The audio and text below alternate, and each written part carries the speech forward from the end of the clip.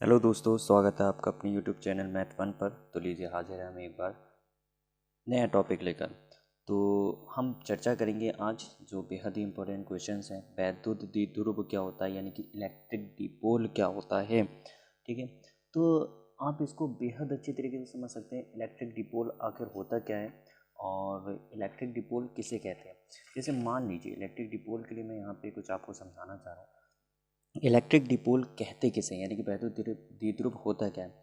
यानी मैंने यहाँ पे लिख रखा है, वैद्युत द्विध्रुव वह निकाय है जिसमें दो समान परिमाण तथा विपरीत प्रकृति के आवेश, यानी कि या तो समान भी हो सकते हैं, प्लस प्लस के भी हो सकते हैं, प्लस माइनस के भी हो सकते हैं, माइनस माइनस के भी हो सकते हैं, माइनस प्लस के भी हो सकते हैं। ठीक है, तो कह रहा है वैद्युत द्विध्रुव वह निकाय है, यानी कि वैद्युत द्विध्रुव वो निकाय है जिसमें तो समान परिमाण तथा विपरीत प्रकृति के आवेश, ठीक है, प्लस क्यू या माइनस क्यू, एक दूसरे से अल्प दूरी, और अल्प दूरी क्या होती है हमारे पास 2L होती है, ठीक है, पर स्थित होते हैं।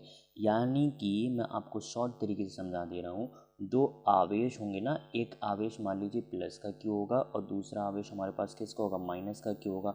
तो इन दो आवेशों को अगर हम अत्यंत कम दूरी पर स्थित करें, ठीक है, और वो अत्यंत कम दूरी क्या होगी हमारे पास 2L होगी। ठीक है, अत्यंत कम दूरी पर स्थित करें तो उस प्रकृति को ही हम क्या कहते हैं, वहाँ पे वैद्युत द्विध्रुव कहते हैं।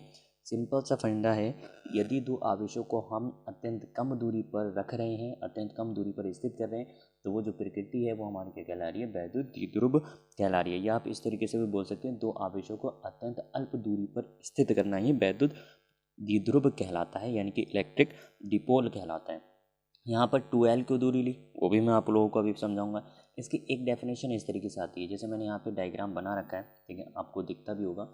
क्या बना रखा है, कह रहा है एक प्लस क्यू लिया, एक माइनस क्यू लिया, और इन दोनों के बीच की दूरी मैंने अत्यंत कम ले ली। ठीक है, इनके बीच का एक मिडिल पॉइंट भी हम मान लेते हैं, जिसको मैं O मान लिया मैंने। ठीक है, बीच का पॉइंट O, यानी कि एक सेंटर पॉइंट मैंने इसका भी मान लिया। ठीक है, ये जो है हमारी, ठीक है, ये द्विध्रुव अक्ष है। याद रखिएगा हमेशा, एक आवेश से दूसरे आवेश को मिलाने वाली जो रेखा होती है ना, उसको कहते हैं द्विध्रुव अक्ष कहते हैं। ये जो द्विध्रुव अक्ष है, ये जो गई है हमारे पास, ये चीज़, ये द्विध्रुव अक्ष बोलते हैं इसको। ठीक है, अब क्या होता है, यह एक डेफिनेशन हम इस तरीके से भी पढ़ सकते हैं इसको, दो बिंदु आवेश तथा विपरीत आवेश, यानी कि दो आवेश तथा विपरीत आवेश को एक दूसरे के समीप रखा जाए, यानी कि एक दूसरे के हम क्या कर रहे हैं, समीप रख रहे हैं, एक दूसरे के समीप रखा जाए, जिसके द्वारा वह एक दूसरे पर अपना प्रभाव दिखा सके, यानी कि एक दूसरे पर अपना प्रभाव दिखा रहे हैं, ठीक है, या बल लगा सकें, वैद्युत द्विध्रुव कहलाता है, जिसका मात्रक कूलाम मीटर होता है, और इसका मात्रक क्या होता है, कूलाम मीटर होता है। ठीक है, ये जो कूलाम मीटर दे रखा है, ये कूलाम मीटर जो मैंने दे रखा है, ये कूलाम मीटर वैद्युत द्विध्रुव आघूर्ण का मात्रक है। याद रखिएगा हमेशा, जिसका मात्रक कूलाम मीटर होता है, और कूलाम मीटर जो मात्रक है, यानी कि ये जो कूलाम मीटर मैंने यहाँ पे दे रखा है, ये किसका मात्रक है, वैद्युत द्विध्रुव आघूर्ण का मात्रक है। ठीक है, अब आगे बात कर रहे हैं, इनके कुछ इंपॉर्टेंट पॉइंट पर हम चर्चा कर ले रहे हैं। इंपॉर्टेंट पॉइंट क्या होते हैं, तो इंपॉर्टेंट पॉइंट पर हम चर्चा करेंगे। मैं इंपॉर्टेंट पॉइंट भी आप लोगों के लिए लेकर आया हूँ। क्या कह रहे हैं हमारे लिए इंपॉर्टेंट पॉइंट, महत्वपूर्ण बिंदु, कह रहे हैं बिंदु आवेशों को मिलाने वाली रेखा को द्विध्रुव अक्ष कहते हैं। मैंने अभी आपको बताया कि इन दो आवेशों को मिलाने वाली ये जो रेखा है, ये जिस एक दो दूसरे से जो मिल रहे हैं, इसको हम क्या कहते हैं, द्विध्रुव अक्ष कहते हैं। कह रहा है द्विध्रुव की लंबाई, अब आप जानेंगे कि यहाँ पे 2L क्यों लिया। 2L इसलिए लिया ना, क्योंकि 2L लेने पर, ठीक है, जब हम इसका सूत्र बनाते हैं, किसका, तीव्रता का सूत्र बनाएं, किसी का भी सूत्र जब हम निकालते हैं, तो उस सूत्र में आसानी हो जाती है। यहाँ पे कह रहा है द्विध्रुव की लंबाई L न लेकर 2L ली जाती है, क्योंकि इससे अनेक सूत्रों की व्युत्पत्ति जो है वो सरल हो जाती है। मैंने आपको बताया था कि हम L न लेकर 2L लेते हैं, इससे क्या होता है, हमारे जो सूत्र जब हम निकालेंगे आगे अपनी नेक्स्ट वीडियो में, वो सूत्र जो है उनको निकालने में बहुत आसानी हो जाती है, इसलिए हम L ना लेकर वहाँ पे क्या लेते हैं, 2L लेते हैं। तीसरा पॉइंट है, द्विध्रुव का कुल आवेश शून्य होता है। हमेशा याद रखा, द्विध्रुव का कुल आवेश क्या होगा, शून्य होगा।